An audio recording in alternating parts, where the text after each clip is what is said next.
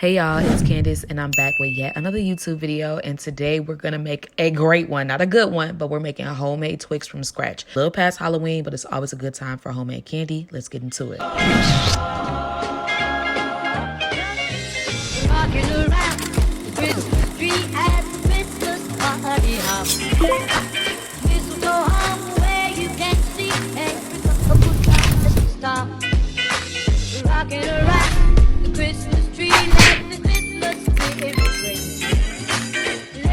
So this voiceover is going to be one take, meaning I'm not doing all that editing. I'm just finna walk y'all through how to make a homemade Twix.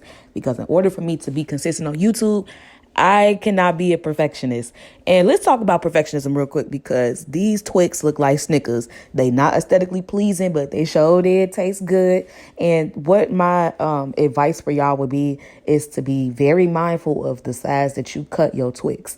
Don't cut them this big. I really thought that I cut them thicker this time, but when they went viral on Twitter, ooh, that caramel looks so good. That's a biracial caramel right there. Okay, that's a black king right there. Anyways, when I made them on Twitter, they coined them Twickers. Not too much. But anyways, super easy. Make sure you check down below in the description for the ingredients. Let's get into the recipe. So first step is going to be making our caramel. If you want to make caramel from scratch, do what you do. But I know that y'all like balance. Y'all like homemade recipes that have hacks that don't make it take all day, okay? If you want to take all day, go ahead over to my boy Joshua Wiseman page. All I did was take them little purse granny candies in my bag like a grandma with a peppermint, that type thing. I took them candy melts. I took like a cup of those, peeled all of the wrappers off of them. That took a while. And I put them in a saucepan with some heavy cream and just stirred it together on medium heat, like medium low, until it melted and looked something like this. You want to constantly stir, because if you allow it to boil or if you step away from it any period of time, the caramel can burn, and now you just peel all them caramel candies for no reason. So don't do that. And feel free to add in a pinch of sea salt, jazz it up with like vanilla bean extract like I did, and just set to the side while we work on our shortbread cookie mix. Okay, y'all, super simple. Okay, we're going to take some sugar and some room temperature butter. And remember, the measurements are down below. And I just put my stand mixer, or if you have a hand beater, you're just going to beat that on medium speed until it's nice, light, and fluffy. So this is us creaming together our butter and sugar, because when you cream together the butter and sugar, it gives your baked treats a better texture. So let that do its thing on medium speed for about 3 minutes. And then after that 3 minutes, I start incorporating my other ingredients. So for this step, I added in, excuse that clip. For this step, I went ahead and added in some vanilla extract, beat that in real quick, and I scraped down the sides before incorporating our dry ingredients. Remember, the dry ingredients and measurements are going to be down below. It's really just like some flour, different things like salt. I think it's like baking powder. You got to check down below. Like, girl, I done made Twix so many times, I done forgot the ingredients. I just mix and go. But the key is sifting together all your dry ingredients just so they can like flow easily. It's less of a mess, because we don't like doing dishes on this channel. And we're just going to gradually add that in so it ain't getting all over the kitchen. So as you can see, I'm adding in increments. I'm like mixing. I stop, pouring a little bit, mix in some more. And we're going for a shortbread cookie dough texture. You know what I'm saying? So if you like Lorna Doones, then you know what I'm talking about. It's like a shortbread butter cookie type of texture that we going for, because that's the texture of what a Twix is. So the dough should look something like this. If you want it to be a little bit more chewy, you can go ahead and leave it a little bit wetter than that. But I like to make it nice and cookie dough texture, like a little bit like we making sugar cookies. So this is the dough that I'm looking for, almost like Play-Doh. Like a paste. So we're gonna go ahead and place this in a parchment lined baking dish. I think this is a 9x9. You might could use something smaller, because when I made this batch this time, it didn't make enough shortbread for me to my liking. But that's cool, no worries. We're gonna spread that out on a parchment lined 9x9 sheet, and we're gonna bake that at oh Lord, what did I bake this at? About 350 for about 25 to 30 minutes. It might need a little bit longer depending on your oven, but just don't touch it. After we take it out, we're going to allow it to cool down, and then we're going to hit it with our homemade caramel. It ain't homemade, but y'all get the point. Okay, we're going to toss all that together. We're going to We're going to spread everything across that shortbread layer. This is my favorite part, because, y'all, I was licking my fingers so much. It's so good. The Twix is almost done, y'all. We done made the shortbread cookie. We done made the caramel, and it's all coming together. So we're just going to spread that out real nice and even. Make sure you spread it all the way to the edges, so every part of your Snickers bars have that caramel and shortbread cookie bite because it is indeed magical. And we're just going to pop that in our freezer for about 30 minutes. Now, for your candy melts, you can use the Kroger brand like I did in my viral video, or you can use a really high quality chocolate candy melt. It needs to be chocolate candy melts because chocolate candy melts harden right away. So it's easier to work with as opposed to using semi-sweet or milk chocolate like morsels that go in chocolate chip cookies. So make sure you're looking for a milk chocolate or dark chocolate. Even do white chocolate Snickers, but you want to look for a chocolate candy coating. It shouldn't just be like chocolate chips or morsels. But if you can't find candy coating, then just go ahead and use like chocolate chips. So I just followed the package instructions. You just got to microwave it in 30-second intervals. And the reason why we're using chocolate candy coating is because that's exactly the name. It's chocolate candy coating. So it's made for dipping things into chocolate that are candy nature. Okay.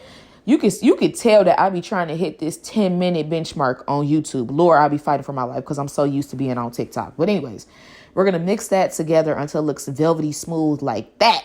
Okay. Like my 30-inch buzz down. And we're going to take our frozen after 30 minutes Twix casserole is what I like to say. So we got that shortbread on the bottom and we covered it in top with that caramel. Now, carefully take a knife and cut smaller pieces than I did. Perhaps put a cutting board underneath, because why am I cutting on the marble countertop? Is this marble or granite? If you work on houses, let me know down below. But we're going to go ahead and cut this into like smaller pieces. So I like to, like I said, rule of thumb is to make it the width of your finger. It could be the middle finger, index finger, girl, your thumb. But you want to make sure you don't cut your fingers or your thumb, because you want to make sure that these are the width of an actual Snicker, or your guest is going to be looking at you like, what in the devil is this that we eating? So cool. Now this is about a close-up shot of what the Twix will look like. So we're almost done. Like I said, you want to cut them a little bit thinner than this because the chocolate is going to make it larger in size. So yes, width of your finger, just don't cut your fingers. And we're going to break it down the middle. So you can make these like bite size. You can make them full size, adult size, geriatric size. Do what you need to do. Now for this step, we're going to start dipping it into the chocolate. I definitely recommend using gloves and having a wire cooling rack that's placed on top of parchment paper and sprayed with nonstick spray. Anytime you're making candy, you want to make sure that you spray your wire cooling rack or your parchment paper with nonstick spray, because if not, the bottom of your candy bars is going to get stuck. So all you see us doing here is just dunking it. We're going to dunk the bottoms, right? Place it on top of the wire cooling rack. And then we're going to just drizzle or drake and drive. We're going to like adorn our Twix bars with the chocolate candy coat melting.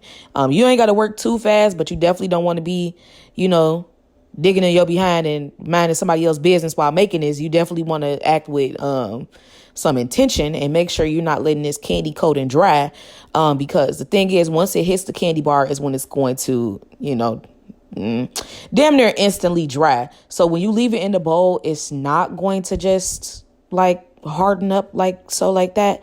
But you definitely want to get your candies coated as fast as possible once you start adding that chocolate coating to it, because if not, it's going to be hardened. The texture going to be all off. So if you're ready to dip, make sure you're ready to dip and you ain't got nothing else going on. Pop on a little TV show or something, or FaceTime one of your friends and get to doing this, because this is probably the longest process as opposed to everything else. Everything else was just like dump and go and like stir. But when you coat it, this is going to be presentation, and this is going to be, this going to be some precision. Don't forget to add that vein. You see me kind of doing it here, but I had a crumb in my way. But at this point I'm rambling, so I'm gonna just let the clip roll. Wait, I ain't got no royalty free music to play for y'all to like listen to, whatever. So you see me basically taking the chocolate, right? And I'm just drizzling it in the middle, adding that little vein, making it nice and veiny because I love veins. And my question for y'all today to leave down in the comments down below is not only what candy y'all want me to see next, but what's the fakest thing a friend has ever done to you? I'm just trying to BS this video because I got to make it to 10 minutes, y'all. What's the fakest thing a friend has ever done to you? The fakest thing any of my friends has ever done that's no longer my friend would say in a group chat full of ninjas, if you know what I mean by that, How dare you try to give me words of encouragement when you can barely pay your rent? I say, ooh, I'm sitting up here trying to uplift the heifer, and she done told me in a group chat full of dudes, how dare you can't you barely pay your rent? Girl, at that time, right at that moment, when she said that in front of the group chat full of dudes, and they pulled me to the side and said, yeah, she don't like you. Girl. Anyways, we're not going to get into that because I don't know if she's still following me on social media. So whatever. So, yeah, let me know down below what you guys have experienced as far as friendships. What's the weirdest thing, the most fakest thing that's ever done happened? I know I'm going to hear some things, but we got to BS this video all the way. Okay, so cool. As you guys can see, we're pretty much almost done with the drizzling part. And like I said, I'm just getting new to YouTube. I'm trying to get back into the little swing of things and bring y'all some good content, you know, all that. So definitely mess with me, like, comment, and subscribe. And yeah, I make candy and bread and all type of stuff from scratch. And I never really post on YouTube because of self-sabotage and imposter syndrome. But that parchment paper is going to be a lifesaver. It's going to catch all that chocolate at the bottom, and the cleanup is going to be super easy. We're going to set our candy bars aside, let them harden, do its thing. You know, the air is going to do it. You ain't got to freeze these. If you do use chocolate chip morsels, you will have to freeze them. Just keep that in mind. But candy coating, they can just sit at room temperature, and within like less than 5 minutes, they done harden. I don't know how hot your house is, but for me, my house be on brick. You know, I ain't from New York. I'm from Chicago, but it be cold. So my house be a little bit chilly. So it don't take that long to get, you know, whatever. Now, please make your Twix more aesthetically pleasing. I know y'all finna get in my comments and be like, girl, what the is that? I don't know. Like, you try to be consistent on YouTube, you get burnt out like real quick. You be like, damn, like I got work, I got school, and I ain't got no hold, but I got to upload to YouTube. You feel me? So you don't really be caring about presentation. You just be caring about, am I going to upload a YouTube video today? Because I'm trying to be consistent. Anyways, let's go ahead and cut into this mug. I got my black gloves on. I got barbecue or something. And y'all, ooh, if only it was a little bit thinner. I think this is a right Twix because I love right Twix. And look at that little cross section. Real cute, real thumbnail worthy. But yeah, I hope y'all enjoyed this video. Thank you for being patient with me as I'm trying to navigate doing YouTube voiceovers and being more consistent on here. I love y'all so much. And thank y'all for 350K on Instagram. And thank you for 460K on TikTok. And YouTube, we gonna get there. Just gotta keep posting. Love y'all. Let me know what candy y'all want to see next. And yeah, I'm gonna fuck with you.